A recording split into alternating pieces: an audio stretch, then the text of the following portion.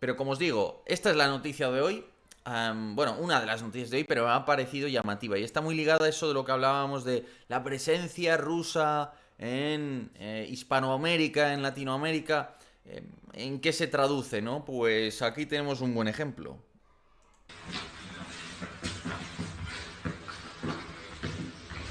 José Iván Medina Aranda, de Ucrania, Batallón 49, Carpas Cachín.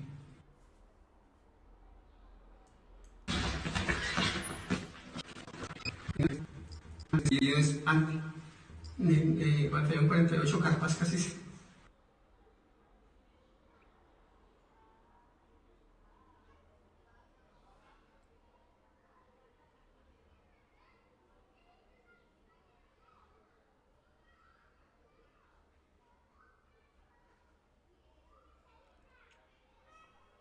Bueno, quizás algunos os estéis preguntando, los que no lo sepáis aún qué ha pasado, ¿qué es esto?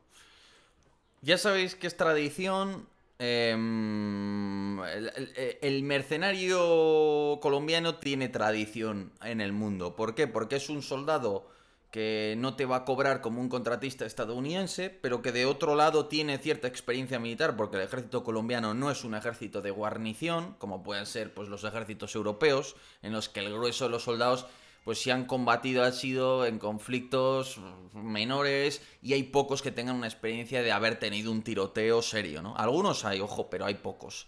Y normalmente además son fuerzas especiales y tal. En cambio en el ejército colombiano pues encuentras un tipo de contratista, de mercenario que tiene un buen equilibrio precio-calidad, vamos a decirlo así. Entonces es muy popular en todo el mundo. Y ya no solo, digamos, el mercenario, el soldado raso, sino que en muchas ocasiones pues se contratan por principalmente ejércitos árabes a determinadas personas de la alta oficialidad, a menudo el ejército colombiano, gente sobre todo de fuerzas especiales, cosas de ese tipo, y ofrecen cantidades de dinero muy notables.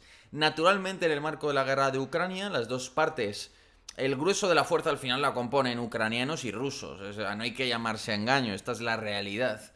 Distinto es que ambas partes, para intentar enjuagar un poco el número de pérdidas de sus propios ciudadanos, intenten tener un cupo que habría que ver a cuánto llegan, no sé si llegará al 10% si quieren ambos ejércitos, pero bueno, intentan tener un cupo de tropa, digamos, extranjera, ¿no? Esto es un hecho pues conocido desde hace mucho tiempo, desde que casi no cuando comenzó la guerra, porque aún no había muchos, pero sobre todo ya a partir de los 6 meses de la guerra y todo eso, ¿no? Y ambas partes, cada uno ha recurrido a distintos países, ¿no? Pero fundamentalmente los dos han recurrido a un elevado número de personal. A veces es verdad que son confundibles con los voluntarios, porque es verdad que hay grupos de voluntarios que por una cuestión de ideales o de aventura o de lo que fuere, pues deciden acudir al conflicto.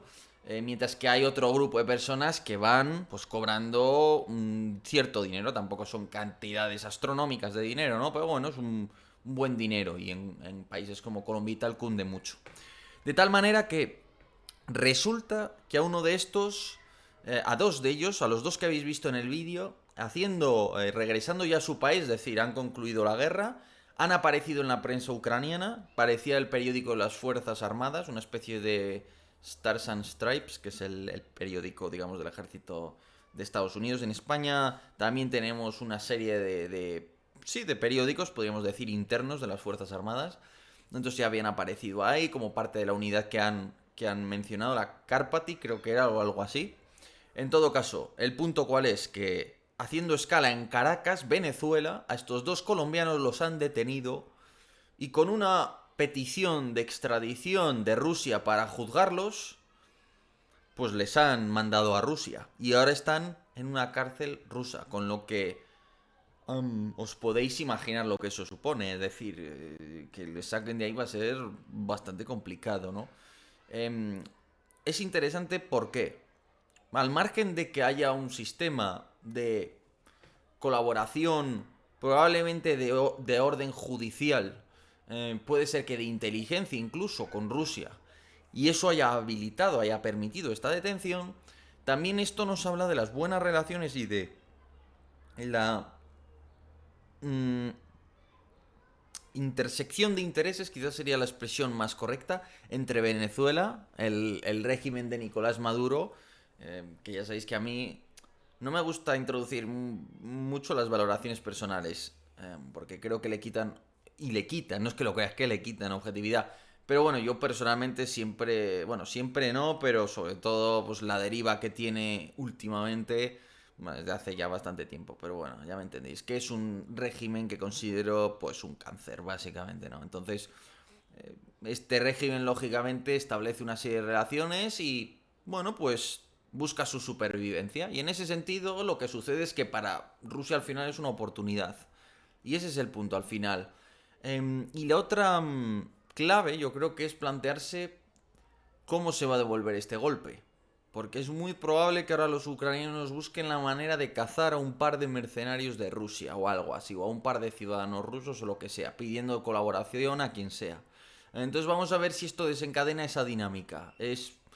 Va a ser interesante y curioso verlo. Y es parte de cómo afecta, ¿no? Son los efectos colaterales de esta guerra. Paralelamente cabe hablar mínimamente de la condición de los mercenarios que combaten en Ucrania. Ya sabéis que depende mucho fundamentalmente del tipo de unidad en que te toque, ¿no? No es lo mismo seguramente tampoco una unidad de contratistas que una unidad de voluntarios. Que al final al contratista como se le paga y en este tipo de guerras se le suele tratar, vamos a ser muy claros, como carne de cañón. Es decir, un chino, ya sabéis que se han visto algunos chinos en las Fuerzas Armadas de Rusia. Un chino, un africano, sea de donde sea, un colombiano en este caso, que vaya como mercenario, como contratista por la paga, os podéis imaginar, se le van a confiar zonas del frente que son lo peor, en las peores condiciones. Y ya sabéis, por ejemplo, que también tenemos el caso de cubanos que fueron ahí creyendo que iban a una organización en retaguardia, a hacer labores civiles y todo esto, y han acabado en primera línea del frente con un Kalashnikov, ¿no? Y queriendo irse de Rusia, lógicamente. Entonces, bueno, es la otra parte de la guerra, ¿no? Pocholito, me parece interesante comentarlo. Pocholito pregunta, ¿hablaré de Hispano-Suiza? Pues quizás algún día, cuando conozca bien su historia, pero no la conozco. Sé que en el canal del mercado negro de Telegram en Siria vendían algún cañón antiaéreo. No, bueno, no sé si era un cañón antiaéreo o aéreo, de hecho, aire-aire, de Hispano-Suiza. Pero bueno, poco más.